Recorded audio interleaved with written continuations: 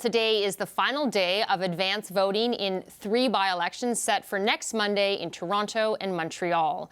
Voters are going to the polls in the Quebec riding of Terrebonne and in 2 Toronto ridings, University Rosedale and Scarborough Southwest. The Liberal government would secure a majority if they are successful in at least 2 of those ridings. CBC News spoke to some advance voters about the issues that are driving their choice at the ballot box. Affordability is number one. Housing, groceries, gas prices, anything really. Housing, I think, is number one for our area. Definitely crime prevention and new federal regulations around amending the criminal code potentially, and international affairs. The economy is a key piece. Really, I just have to follow my gut and follow what I think is right for the Scarborough in particular, and also Ontario and Canada. Now, the power panel has not gone anywhere. They're still here. Vandana Cotter, Jamie Ellerton, Nathan Cullen, and Rob Rousseau. Vandana, I wanted to ask you whether there's 3 by-elections. This is in basically still the first year of Mark Carney's mandate. Has anything really changed in those ridings over the past year that you think might impact how voters are going to vote in these by-elections? I think people are increasingly worried about the world and affordability, and I think that's only increased over the last year. Whether I think it means people, like by-elections generally have a very low voter turnout, whether it means people feel more compelled to put forward their vote in order to see that it makes a big difference. I think that would be something I would watch out for. I don't think things have shifted in terms of I don't think it shifts their dynamics, but I think more likely people might be wanted to go out there, so you'll see a higher turnout potentially than you would see in general by-elections. But have the issues changed on the ground? As you heard there, housing, affordability, yet of course he was also elected because of Donald Trump in terms of the mandate to take that on. Do you see that people's minds might have shifted one way or the other, that they're either disappointed with what he's produced or that they're actually thinking, no, this is actually reinforcing why they first voted the way they did last time? I think these are the issues, and having worked in the last campaign, those same issues I heard over and over again: public safety, affordability, external affairs, et cetera. These are essentially the same things, but the stakes seem higher right now.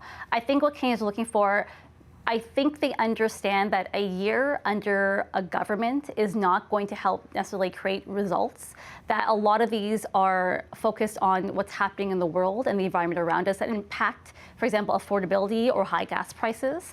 I think what they want, though, is stability more than anything. And if stability can help perhaps guarantee them some relief on affordability, on housing, on where Canada sits in the world, I think that'll be hopeful. Jamie, would you agree with that?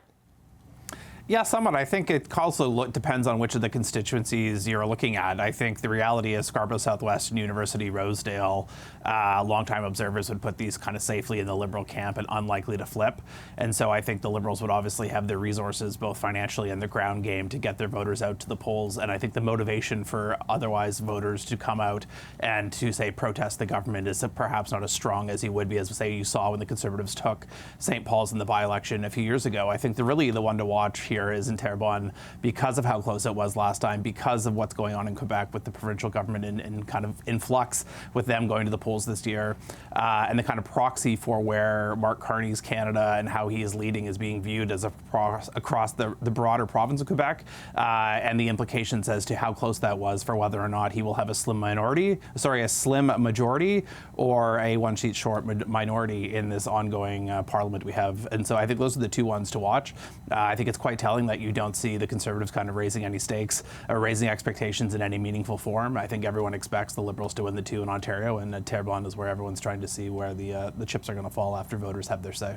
And Nathan, I think it's fair to say the NDP are not big players in this by-election in either of in all 3 of those ridings, but it is the first time the NDP candidates are running with a new leader, Avi Lewis. Mm-hmm. So what does success look like for the NDP by-election night? That's a great question. We are a hopeful party. Always. I'm getting great odds on the prediction markets right now for an NDP sweep of all 3 ridings. So if this works out, I will be a very wealthy guy. The predictions are, and expectations are, the Liberals win 2, if not 3 out of 3. And then the question is, how well do they do, et cetera. I don't think the expectations are nearly as high for the NDP. Avi Lewis, the new leader, was picked just a very short time ago. Voters and polling show that they're not familiar with him yet, so you got to give it time. I think Mr. Carney's in about as good a spot as he could be. It's only a year since his last election. Canadians seem to be saying, we'll give you more time on these big issues like affordability, which hasn't gotten better, which international relations, which haven't really gotten better. I think he's handled Trump, but it's not like we have a trade agreement or anything like that. And Mr. Carney set some of those expectations when he ran for office for prime minister. So he's in this moment where it's been a minute since the last federal election when he became prime minister, but not so long where people are saying, why is housing still out of reach? Why is my grocery bill killing me and my price at the pump, et cetera? And why is Trump still on the news every night in Canada getting buffeted around by these things? So another 6 months, another 8 months, certainly 12 months, and Canadians will be asking those questions in a much harder way. By-elections are always, of course, tricky to predict as to what they actually mean for the long term. But I think the expectations of the Liberals will do really well in win, if not 2, but likely 3. And Quebec, Terrebonne will be very interesting on election night. Mm-hmm. And I want to talk about Terrebonne in a second. In terms of, and we've talked about this on the show before, Rob, that how things might change if the Liberals get a majority, whether it's with a total razor thin with 2 or if they get all 3 of these by-elections, because we've talked about how that might change governing. But I'm wondering whether it will also change governing, not just from the Liberals' perspective, but the Conservatives, because up till now, there's been this new cooperative stance from the Conservatives, in fact, voting for some bills or quietly letting certain bills go forward. If there is a majority, how does that change? How do you think it might change Pierre Poilievre in terms of how he opposes, or whether he starts to oppose more and more because it's, in a way, safer to do so? I think he's already changed. He's already manifested change in a different posture, a different tone, even a different way of dressing. I think I've looked at that as well. Gone are the T-shirts and the aviators, and in are the sober suits. I think everybody knows what's at stake for the Liberals, a thin majority. What might be at stake for the country in a larger sense is what might happen to the Bloc Québécois and the independence movement. Terrebonne is in many ways like the beating heart of the independence movement of Quebec. Okay, it's the Belt Bleue, as they say. It's a few kilometers down Autoroute 25 from the Paul Sauvé Arena, where the Parti Québécois used to have these grand rallies. And if you look at the Bloc Québécois campaign, what are they saying? Their campaign is essentially, don't worry, he's going to win the other 2 ridings. You can go ahead and vote against Mark Carney here because he's going to be okay in the other 2 ridings. We don't have to worry about Donald Trump. That, I think, reflects the reality that despite laborious French, despite a stumble with his speech at the Citadel earlier this year, Mark Carney has some intrinsic popularity in Quebec that is in many ways surprising. The Léger poll reflects that. So, what's at stake, I think, is a great deal for the sovereigntist movement right now. It's no accident that Paul Saint-Pierre Plamondon, the leader of the Parti Québécois, is campaigning there, along with Yves-François Blanchet, because it's really, it would be an extraordinary thing for somebody like Mark Carney to win again, even under the circumstances of a by-election. This is not a Liberal riding. This is a Bloc Québécois riding that went once to the NDP in 2011. It would be, I think, something that would shake up the independence movement in the province of Quebec, I think.